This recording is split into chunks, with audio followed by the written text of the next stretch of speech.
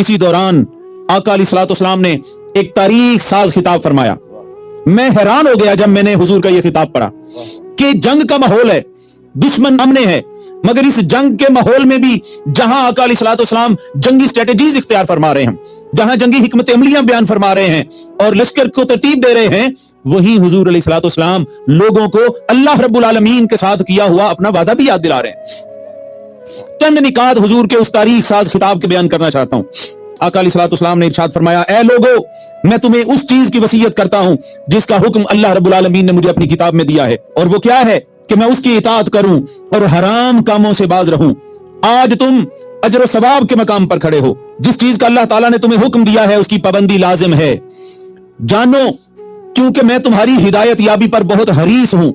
آقا علیہ الصلوۃ والسلام نے فرمایا, اے لوگو, اللہ رب العالمین نے جو چیز از سر نو میرے دل میں ڈالی ہے وہ یہ ہے کہ جو شخص حرام کام کرتا ہے اللہ تعالیٰ اپنے اور اس شخص کے درمیان جدائی ڈال دیتا ہے. میں اپنی قوم کے نوجوان بیٹوں سے مخاطب ہوتا ہوں, میں اپنی قوم کی نوجوان بیٹیوں سے مخاطب ہوتا ہوں کہ عین جنگ کے وقت آقا علیہ الصلوۃ والسلام کے اس ہدایت نامے کو سنیں اور اپنے قلب و روح میں اتار لیں.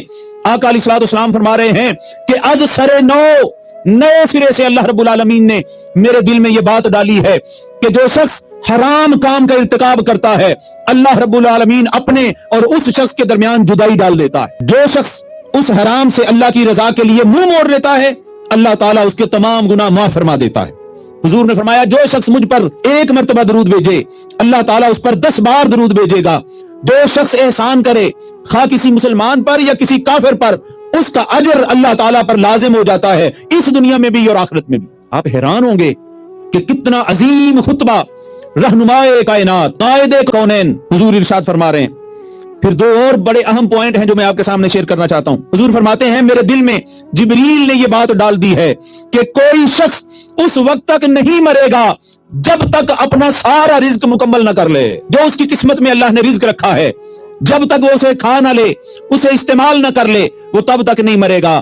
اور حضور نے فرمایا, اگر وہ رزق اس سے لیٹ بھی ہو جائے یعنی دیر سے بھی ملے تو اللہ پاک جو اس کے لیے مقدر فرما چکا ہے اس میں کمی نہیں فرمائے گا. تو حضور نے فرمایا, کوشش ہمیشہ یہ کرنی ہے رزق حلال کے ذرائع اختیار کرو. اور آخری وہ جملہ حضور فرماتے ہیں, ایک مومن دوسرے مومنوں کے لیے اس طرح ہے جیسے سر جسم کے لیے ہوتا ہے. جب سر بیمار ہوتا ہے تو سارا جسم بے قرار ہو جاتا ہے. اور تم پر اللہ تعالیٰ کی طرف سے سلامتی ہو.